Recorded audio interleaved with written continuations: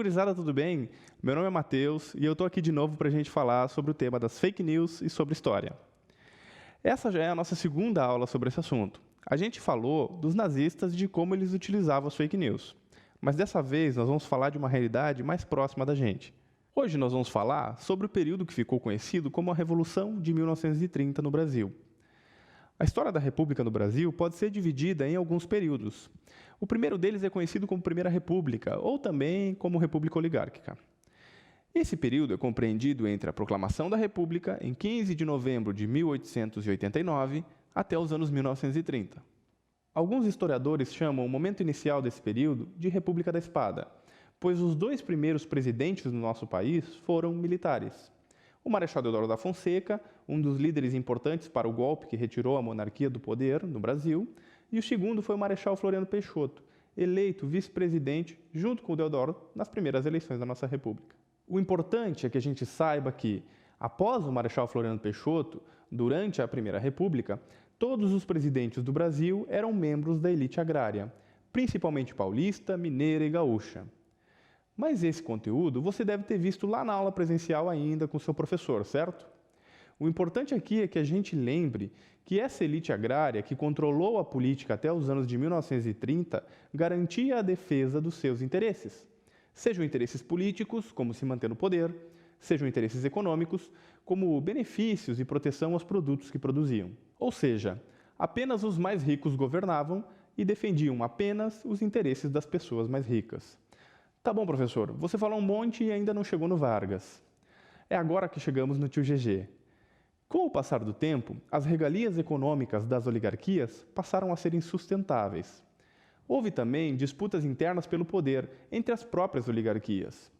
Nesse período, também haviam outros movimentos na sociedade que questionavam a maneira como se organizava a política nacional. Trabalhadores, oligarquias afastadas do poder, tenentistas, entre outros. O presidente do Brasil naquela época era o paulista Washington Luiz, e ele apoiou outro paulista, o Júlio Prestes, para presidente nas eleições de 1929, decepcionando a oligarquias de Minas Gerais, a segunda mais importante do país naquele momento. Esse conflito entre a oligarquia paulista e a oligarquia mineira sobre quem deveria ser o próximo presidente abriu espaço para a criação de uma aliança liberal, que uniu as oligarquias de Minas Gerais, Rio Grande do Sul e da Paraíba, lançando como candidato Getúlio Vargas para presidente e João Pessoa para vice-presidente. Vargas e seus aliados defendiam mudanças na política nacional. Mudanças como o voto secreto, o incentivo a uma indústria nacional, a criação de leis trabalhistas, entre outras pautas que chamaram a atenção da população em geral, até então afastada da política. As eleições naquele período eram fraudadas, seja pelo voto de cabresto, seja por outros mecanismos de controle dos eleitores, como o voto aberto, aquele que não é secreto. Quem ganhou a eleição foi o candidato do governo, o Júlio Prestes. Vargas e seus apoiadores se dividiram entre os que aceitaram o resultado e os que passaram a denunciar fraudes e questionar o resultado das urnas. Até que algo mudou o ambiente político, e é aqui que a gente chega na nossa primeira fake news do dia de hoje. Em 26 de julho de 1930, João Pessoa, o candidato a vice de Vargas, foi assassinado na Paraíba. O motivo foi uma questão familiar, mas logo espalhou-se o boato de que João Pessoa havia sido morto por ordem de Washington Luiz. Vargas e seus apoiadores conseguiram então juntar as forças necessárias para dar um golpe. A rebelião estourou em diversos estados do Brasil e em poucos dias as tropas da Aliança Liberal chegaram ao Rio de Janeiro. Washington Luiz foi deposto por seus ministros militares e Vargas assumiu o controle de um governo de transição. Era o fim da República Oligárquica, que Vargas passou a chamar de República Velha, com vícios políticos, economia atrasada, chamando então o novo período de República Nova. Aliás, esses termos, República Velha e República Nova, representam a narrativa dos vencedores, que se diziam portadores de um novo tempo, e são termos já abandonados pelos historiadores. Até mesmo chamar esse processo de Revolução de 1930 já está superado na historiografia. O termo revolução está atrelado a mudanças profundas, estruturais na sociedade. O movimento de 1930, embora tenha incluído na política as massas, não representou mudanças estruturais nem nos atores políticos, nem nos atores econômicos do período. Então, ok, Vargas tomou o poder, iniciou um governo provisório e era para ser uma nova era na política. Vargas e seus aliados diziam que a Constituição do período oligárquico era atrasada, cheia de vícios e deveria ser abandonada. Vargas governava sem uma Constituição, através de decretos, característica, aliás, de muitos governos provisórios. Supostamente, o novo governo iria convocar uma Assembleia Constituinte para escrever uma nova Constituição para o país. Mas Vargas e seus apoiadores foram protelando isso, de tal maneira que até mesmo uma revolta estourou em São Paulo, a Revolução Constitucionalista de 1932, que exigia, entre outras coisas, que o Brasil tivesse uma Constituição que garantisse o regime democrático. Vargas derrotou a Revolta Paulista, mas teve que ceder na questão da Constituição. A Assembleia Constituinte só iniciou seus trabalhos em novembro de 1933, 3 anos depois de Vargas assumir o poder. A Constituição que foi promulgada em 1934 tinha vários avanços em relação à Constituição oligárquica, como a garantia do voto para as mulheres, o voto secreto, a criação da justiça eleitoral para garantir a idoneidade do pleito, entre outras coisas. A primeira eleição após essa Constituição foi indireta, e o presidente escolhido pelos deputados constituintes. Vargas acabou sendo eleito para um mandato que deveria durar até 1938. Nesse momento, o Brasil efervescia na política. Com as proximidades da eleição de 1938, Vargas não parecia muito disposto a deixar o poder. E é aí que entra a segunda fake news do nosso dia de hoje. Em 30 de setembro de 1937, o governo denunciava na rádio, que era o meio de comunicação de massa da época, que havia descoberto um plano para realizar uma revolução comunista no Brasil, o chamado Plano Cohen.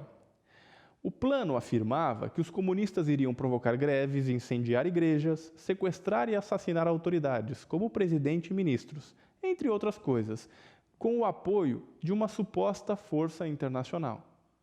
Com base nisso, em 10 de novembro de 1937, Getúlio Vargas se pronuncia no rádio dizendo que, para evitar a execução do Plano Cohen e os perigos do comunismo, criticando os partidos políticos que haviam se formado e suas disputas pelo poder, ele decretava o Estado Novo no Brasil. Na prática, Vargas deu um golpe nele mesmo, criando uma ditadura na qual ele era o governante com apoio de setores militares e conservadores, e que só iria acabar em 1945. Mas o Plano Cohen era uma fake news, produzido por militares brasileiros que não queriam correr o risco de que as eleições elegessem as oligarquias anteriores ou abrisse espaço para os partidos de esquerda. Sim, Vargas instituiu uma ditadura utilizando uma grande fake news. Por hoje é isso, pessoal. Espero que tenham curtido essa aula como eu curti. Nos vemos na próxima aula por aqui. Cuidem-se, fiquem bem e até a próxima.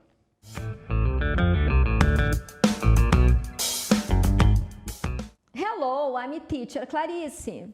I am teacher Ronan.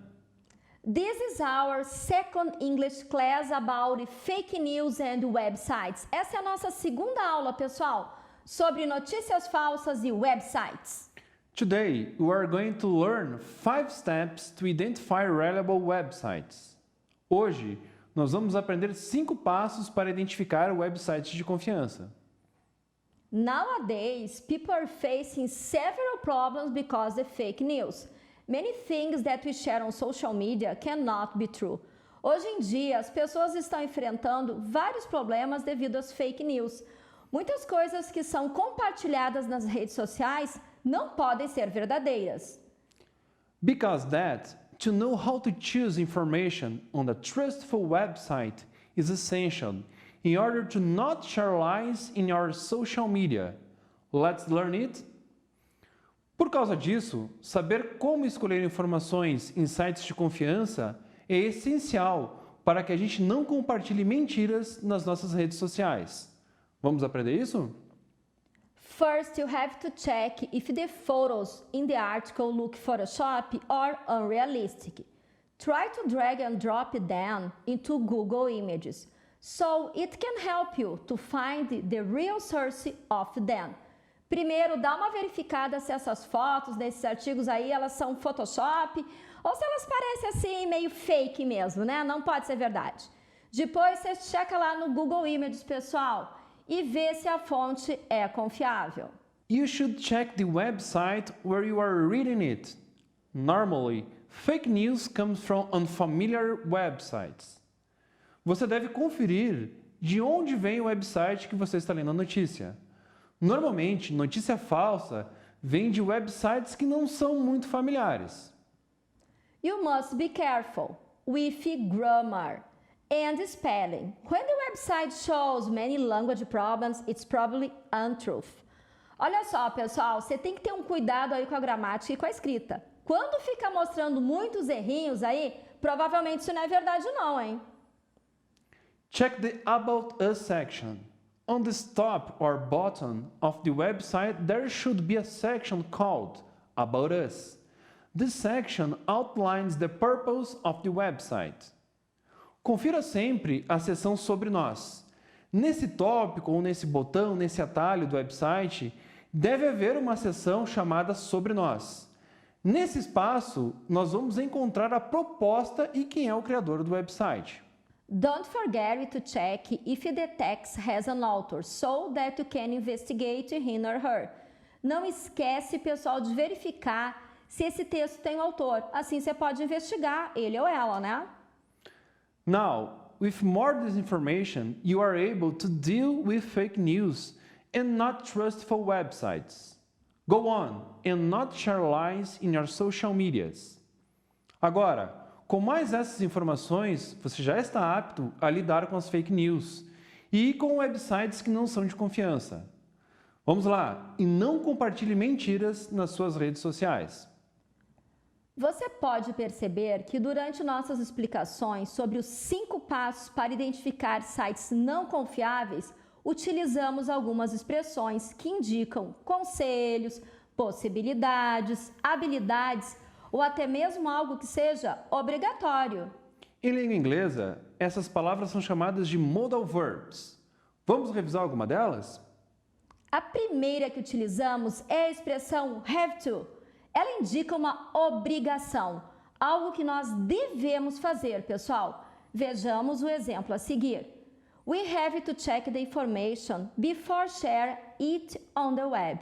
Nós precisamos verificar a informação antes da gente compartilhar na web. É muito comum confundirmos essa expressão com a palavra must, que também indica uma obrigação, porém, seguindo uma opinião pessoal.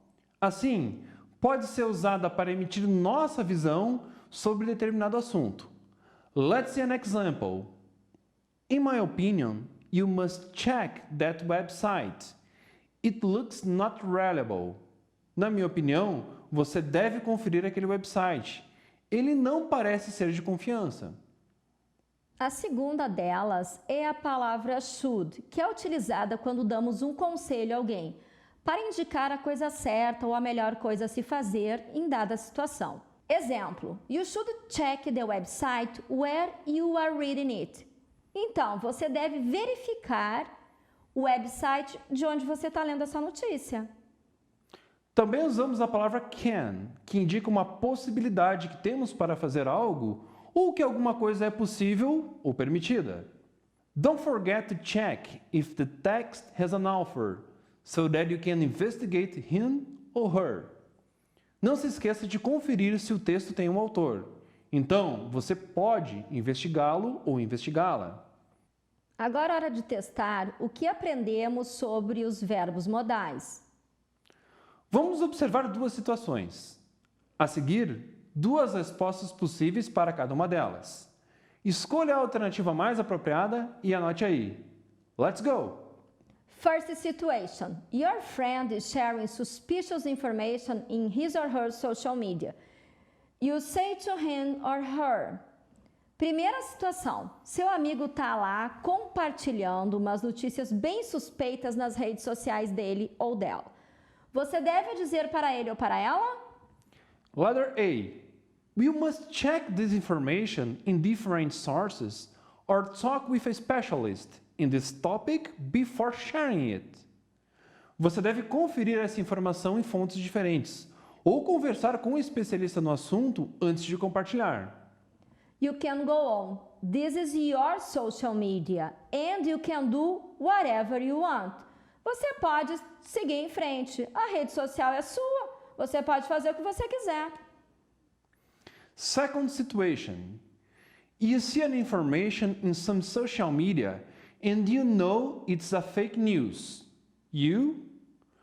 Segunda situação. Você se depara com uma informação nas redes sociais e você tem certeza de que é uma fake news.